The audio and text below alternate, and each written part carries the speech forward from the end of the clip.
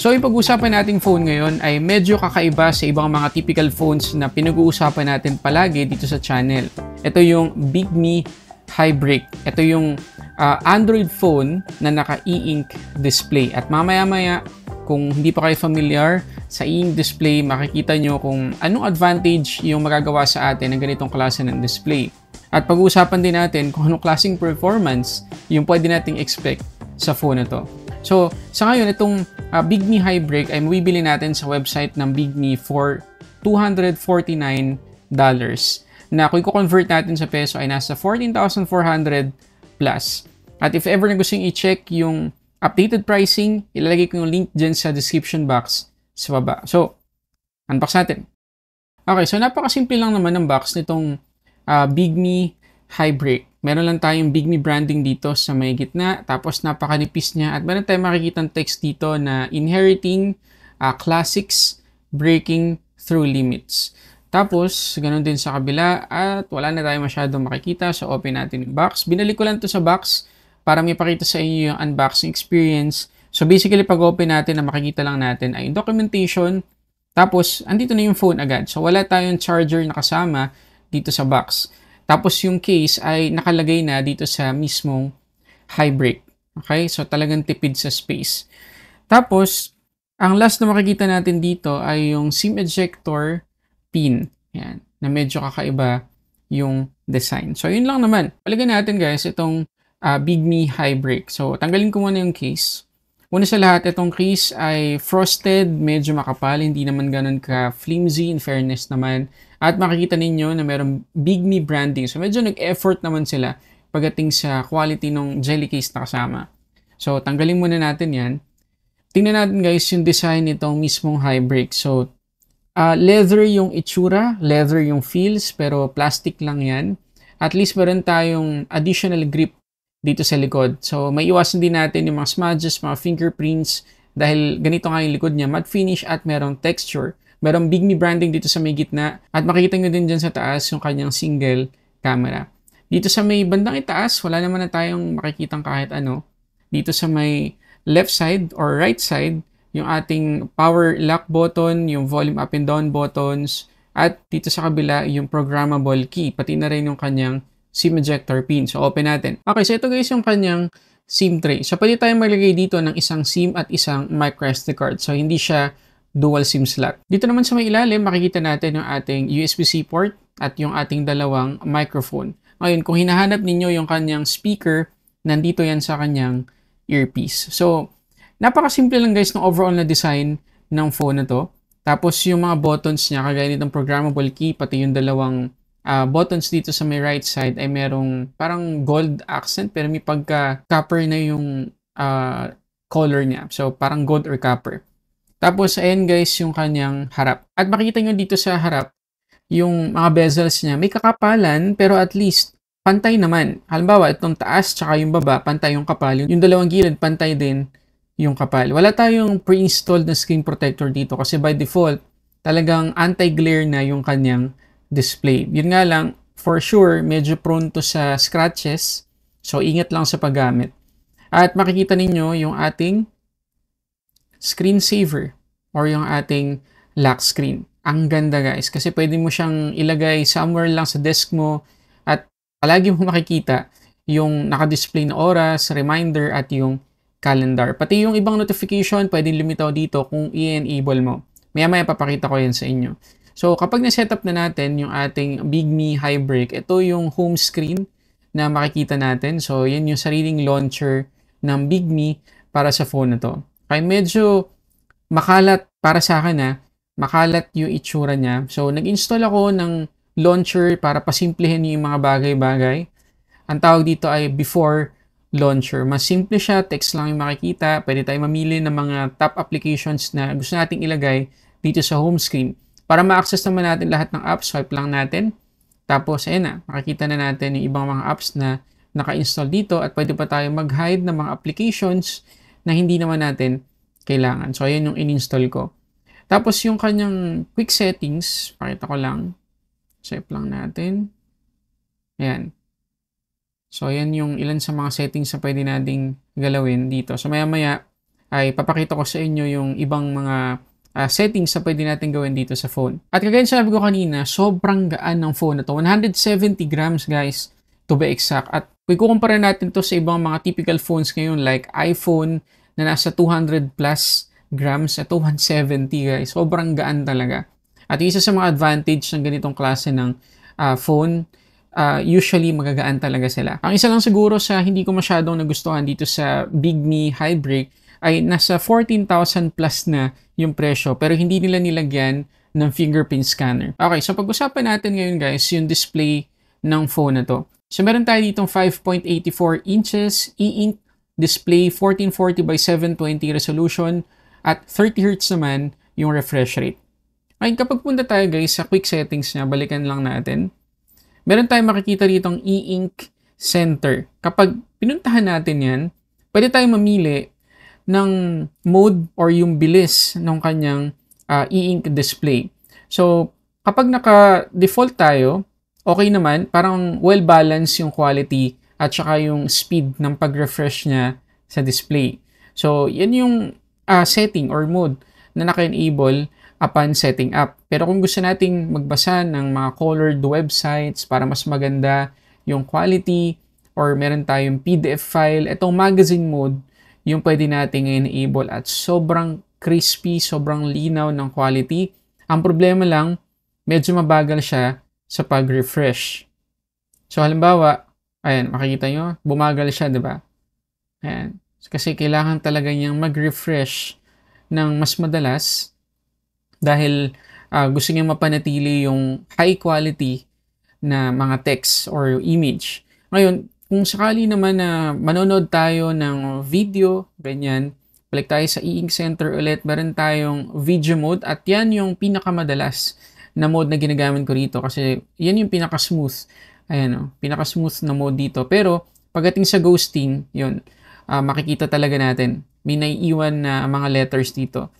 Pero ang ginawa ko naman dyan ay ginamit ko yung programmable key para makapag-set ako ng refresh button. So for example, sinet ko yung single click para makabalik ako sa home, double click para sa full refresh ng kanyang display, at long press naman para makapag-take ng screenshot. So tatlong bagay yung pwede natin magawa dyan.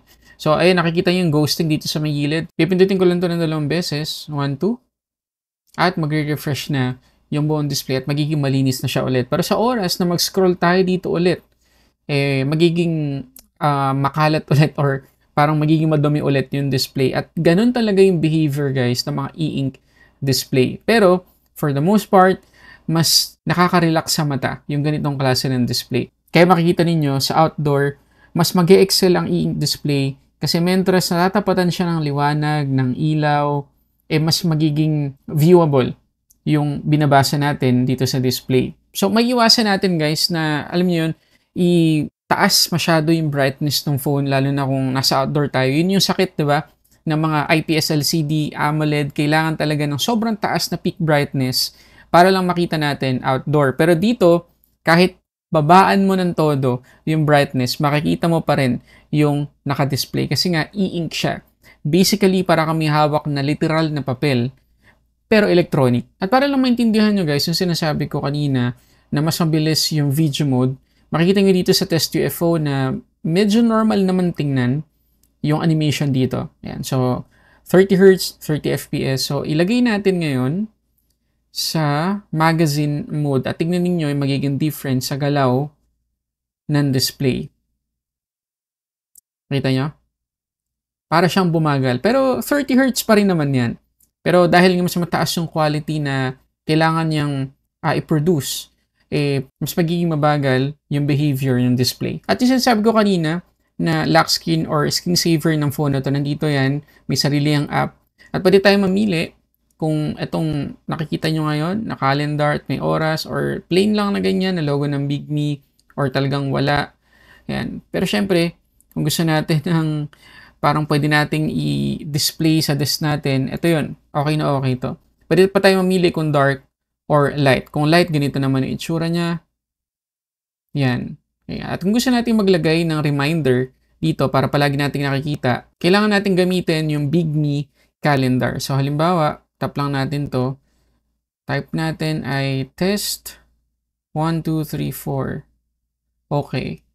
Tapos kapag nilock natin, makikita na natin yan dito. At speaking of typing guys, naglagay ako dito or nag-install ako dito ng custom keyboard para mas madali ko siyang mapindot. Ginamit ko rin talaga tong phone na to for about 1 week. Dito lang naman sa desk ko at hindi ko naman siya dinala somewhere para gawing daily phone. Mamaya i-explain ko kung bakit. Pero habang nandito ako sa desk, ito minsan yung pinire-reply ko sa messenger, ganyan, sa pagbasa ng mga text, etc. Okay? So, para maging comfortable ako, ito yung in-install kong keyboard. Kasi sa totoo lang guys, yung mga ganitong klase ng phone ay magandang way para ma-detox natin yung paggamit natin ng internet o ng social media in general. Kasi kapag ito yung ginamit mo, kagaya nung nakita ninyo kanina, tatama rin ka talagang gumamit ng social media dahil hindi ganun ka-pleasing sa mata. Pero kung gusto mong ma-improve yung pagbabasa mo or yung hilig mo sa pagbabasa, bagay na bagay sa'yo yung phone na to. So, maganda rin sana siyang gamitin for daily phone, daily driver. Kung gusto natin dito na mag-chat, mag-text, pwedeng-pwede kasi pwede nating installan ng mas malaking keyboard, mas maganda yung display, kahit saan pwede nating makita. Pero kagaya sa sabi ko kanina, i-explain ko mamaya kung bakit hindi ko nagawa yun. So ngayon, pag-usapan na muna natin yung performance nito.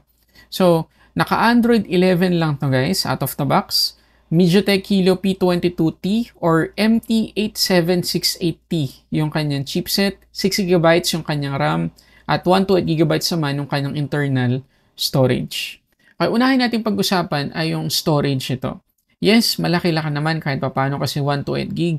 Yun nga lang, nung tinest ko siya dito sa Antutu, napakababa ng score na nakuha natin at mabagal siya guys. Okay? At tinignan ko, kung hindi ako nagkakamali, mas mababa pa to sa eMMC 5.1. Baka eMMC 4.5 lang yung ginamit na storage type dito sa phone na to. Kaya makikita ninyo yung ating Antutu score, 146,000 lang. So, expect nyo na hindi talaga magiging mabilis yung performance ng phone na to kapag ginamit nyo na. Ngayon, pagdating sa battery, 3,300 mAh yung inilagay nila dito. Medyo nanghinayang ako na hindi pa nila isinagad to 4,000 kasi makapal-kapal tong phone na to. Hindi siya ganun kanipis. So, possible sana na 4,000 magkasya dito pero 3,300 mAh lang. At sa paggamit ko dito, nakasaksak yung isang SIM ko dito. Palagi ako nakakonect sa data connection. 1 day. Tapos at the end of the day, mga 20% siguro yung natira sa akin. So, ganun siya. Ang ginagamit ko lang nun, Messenger, tapos siguro, nag-browse ako pa minsan-minsan sa internet dito para matest yung, kung matitiis ko, yung pag-scroll-scroll sa mga webpage. At kagaya nung nakita nyo kanina, meron tayo ditong single camera, 13 megapixels yan. Yun dito naman sa harap ay 5 megapixels. At primarily, yung camera dito sa likod ay gagamitin lang talaga dapat sa pag-scan ng documents. Pero if ever na kailangan nyo itong gamitin sa pag-take ng mga photos ng ibang tao o ng view, hindi kayo masisiyahan dito kasi basic na basic yung quality na makukuha nyo sa kanyang camera. So kung kayo yung tatanungin, magkaka-interest ba kayo sa ganitong klase ng phone? Comment kayo dyan sa baba. Okay, so gusto ko na i-share sa inyo. Bakit hindi ko siya ginawang daily phone or daily driver? Una sa lahat, Android 11 lang to guys. At malaking compromise ang security. Okay? Biruin mo, gagastos ka ng 14,400. Tapos, hindi latest yung Android operating system. Hindi ko ma-attempt na mag-install dito ng mga banking applications like BDO, GCash, Union Bank, kasi malamang sa malamang, mahak ako. Kasi nga hindi na updated yung security ng phone na to. Tapos, sobrang bagal din niya guys. Okay, alam na natin na medyo slow talaga gumalaw ang mga e-ink display. Pero kung mabilis sana kahit pa paano yung performance, kahit man lang sana yung storage type, UFS, alam mo yun, medyo matitiis mo yung ganitong klase ng display kasi mabibigyan ka naman niya ng magandang viewing angles lalo na kung nasa labas ka palagi. Pero dahil ganito na yung display, e-ink na siya, tapos mabagal pa yung performance, pagsamahin mo yun, medyo frustrating gamitin itong phone na to. Siguro yun yung tamang word dito sa Bigme high break. Frustrating gamitin. Okay? So, para kanino itong phone na to? Para doon sa mga tao na talagang mahilig magbasa ng mga ebook, PDF, mga EPUB, ganyan. At ayaw nyong basahin yung mga libro na yon sa isang tablet. Okay? Kung gusto niyo na magbasa ng ganito lang kalaking form factor ng device, okay na okay po sa inyo. Pero as a daily phone, hindi ko po siya marirekomenda sa ngayon. Abangan natin kung magpapadala man ang BigMe ng Highbreak Pro. Yun ang pinakabago nilang Highbreak. Mas updated yung operating system nun kasi Android 14 na yon. Mas mabilis na yung chipset nun. Tapos yung RAM nun malaki din. At mabilis daw yung refresh rate ng e-ink display na yon. So sana maging sagot yon sa humahanap ng phone na pang detox sa internet o social media. Pero nakaka-excite sa panahon na to talagang dumadami yung nagde-develop ng mga e-ink phones. At ang isa sa mga nangunguna, sa tingin ko lang ay yung gumawa ng light phone at meron na silang light phone 3 sa ngayon. Sobrang ganda ng phone na yun. Hindi din sila gumamit ng e-ink display for the first time. Ang ginamit nila ay OLED display tapos matte yung display. Ang ganda.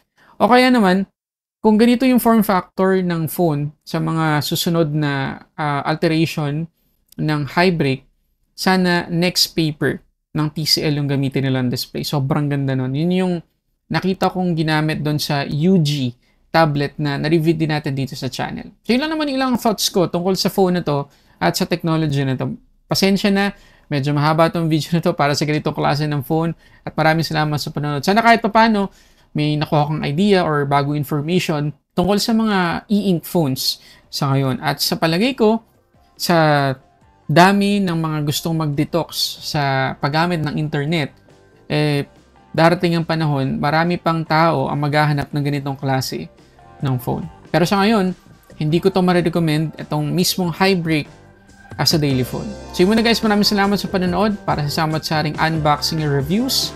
This is Sulit Tech Reviews.